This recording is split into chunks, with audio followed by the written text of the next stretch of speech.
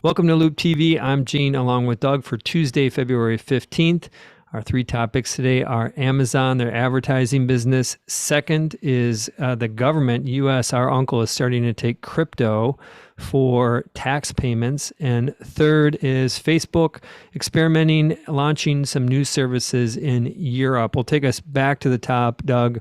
Is Amazon's advertising business has gotten a lot of attention from investors over the last couple of years. And even most recently, when they reported the December quarter, they broke it out for the first time. It's a big business, bigger than most had expected. They're, I think over the last 4 quarters, just over $30 billion in revenue, grew in December at 32% year over year. And there's been a frequent comparison that is slightly bigger than YouTube and growing faster than YouTube, which grew in the low to mid 20s over the past few quarters.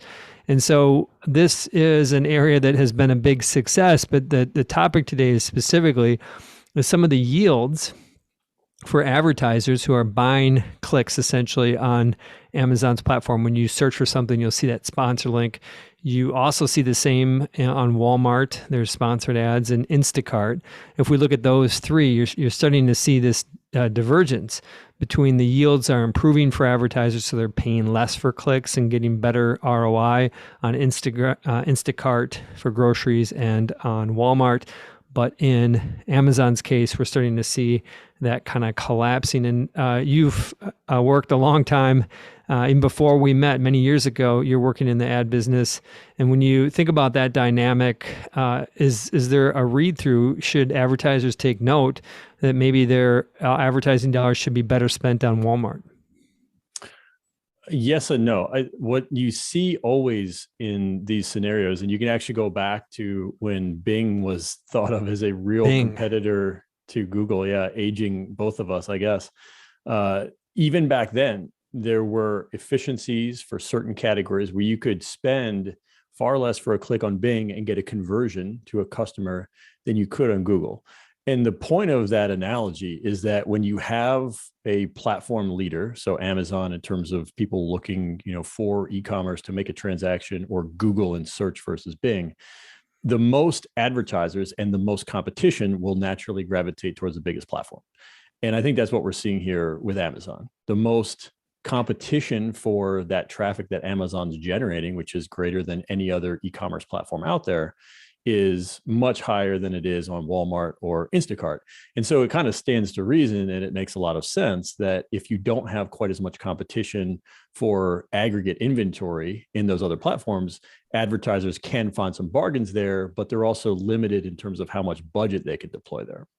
Got it. So you just simply don't get enough clicks. If you're Procter & Gamble, for example, and you're trying to sell something, it's just hard to get enough clicks to move the needle for you on some of these other platforms. So you got to go over to Amazon and pay up. It can be. And I think, everyone who has a substantial enough ad budget sort of has to deal with those dynamics. If you're a smaller advertiser, a conversion is a conversion. You shouldn't care if you get it from Walmart or Instacart or Amazon. A sale is the same in every case. And so to the extent you can, you always want to maximize your budget for the most efficient channel. But to your point, eventually you get to a point where you're spending so much money, you kind of max out when you get to a certain point on those channels. And you do have to spend, as long as it still is within your return on ad spend sort of parameters, you might as well keep spending on the major platform too. And we haven't looked at recent ad dynamics or spending cost per click dynamics on Instagram, but they also have that reach, and that's been kind of the defense of Facebook, is that similar to Amazon, they just have this incredible reach that big advertisers need to be a part of. And is this ultimately or could you have this as a positive read through to Facebook's platform and the reach that they have, and just kind of underscores the fact that advertisers can't get that kind of reach any other place? I wouldn't say there's any direct read through there. I think there's just a sort of reality. There's just this fact that reach always will eventually come in time with ad spend in some form. It only makes logical sense. I mean, for Amazon, the reason that they do advertising, and they should do advertising, is they do have this captive audience. And it's a way for them to better monetize their platform with a very high margin product. I mean, I would have to imagine the operating margins on this business are in the high double digits because there's not much cost to deliver these ads. So I wouldn't necessarily say there's any connection that we should make between Facebook and Amazon, other than the fact that they both have massive reach, and wherever there is massive reach, you will have massive ad budgets. The only piece I'll add I'll get the final word on this, is that ultimately, from our perspective, we are investors in Facebook.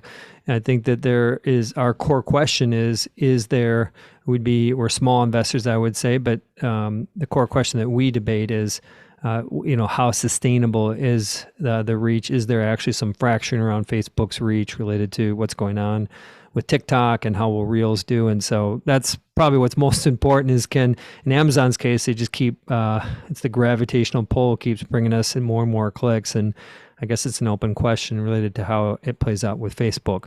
We'll go to our next topic that very near and dear. I think you actually taught me how to spell crypto back in the day, but we got some good news from a couple of states. I don't know if it's news or it's rumored. Yeah, there's sort of buzz, I guess I'd use a third word, that Arizona and Wyoming are thinking about what it might look like if they were to accept tax payments, so state tax payments in those states in crypto. And so there's some challenges around that. The way that I would basically read it, though, is I think it's more of a marketing tactic by the leadership, right, in those states, to sort of say, hey, we are crypto friendly. Wyoming has been actually very, I think, thoughtful and more aggressive with some of the things that they've done around DAOs, which are basically like crypto sort of legislated companies. They've been a more DAO-friendly state. And so Wyoming has tried to really say, we are a crypto-friendly state. I think it makes a lot of sense for states that aren't, New York or California, to try to claim a mantle here, because I think there could be a lot of big business that comes from crypto. And if some of these bigger states are slower to adopt, then some of these, secondary states might have an opportunity. So what would be the case here? As a founder who's got a sizable part of their net worth in crypto, they'd want to relocate the business to Wyoming?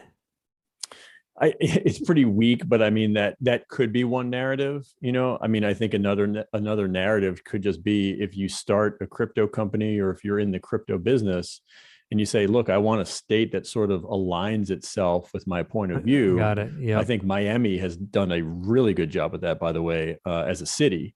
And they've had a ton of founders for other reasons too, kind of enter the city. And Miami's really become a, second or third really major startup hub in the US. Part of it is because I think they've been very crypto friendly. So, that we've seen some successes with it, but like I said, I think it's much more about kind of the advertising and marketing. And for Arizona, and maybe even more particularly Wyoming, if they can get ahead of some of these trends, maybe they will get a little tailwind from it. My money's on Texas being in the next group of companies, states that get buzz around the crypto tax topic. On to our final topic related to Facebook. They launched a news service, aggregation news service. They kind of bring 100 different, I think, news outlets together. Feels like it's similar to what Apple kind of does when aggregating news. Also, Google has a product around that.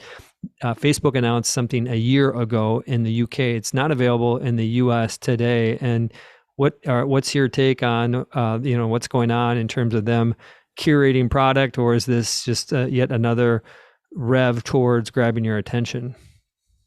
Experimental. I think it is just another test, I would say, really, to the extent that they're just launching in, European countries kind of selectively. I think they're sort of seeing what is the customer demand for maybe a more curated, focused news product versus your traditional news feed, which obviously has news sort of interspersed in it from your friends. I think news has become probably a weaker and weaker competitive force, as it were, in the attention game, because news has to fight for your attention. And you could say some of the problems we have with fake news, misinformation, et cetera, is because things need to be controversial to get your attention in the first place, that's kind of led us to where we are. But, like for Facebook, I think they have much more opportunity to try to figure out Reels as a competitor to TikTok, and, the short form video format as an advertising mechanism than anything in kind of strict traditional news. Agree. One just philosophical question. It feels like news and aggregation of news has just been an absolute grinder for these platforms over the past couple of years. And why even go there? Why even stick your neck out there? Or is this some sort of remedy to the talk about, who is the aggregator of truth? Maybe some of the latter. I don't know is the answer in terms of why they go there. I think sometimes these big companies, they see some of their compatriots do this thing with news. And I think there's sometimes a feeling of like a public service element when, whether it's Google News or Apple or now Facebook, where they're saying, people do want information. People should be informed by valid sources. And that could get into a whole other wormhole of debate. But I mean, I think that, maybe that's part of the element too. For me, like all these companies, I mean, news doesn't generate any meaningful revenue for any of those three companies. And so to the extent that these companies are spending any money on it, it just really doesn't matter from an investment standpoint. We're going to leave with you having the final word on that news topic. And that's all the news that we have for today. On behalf of Doug, Gene, and Loup TV, bye for now.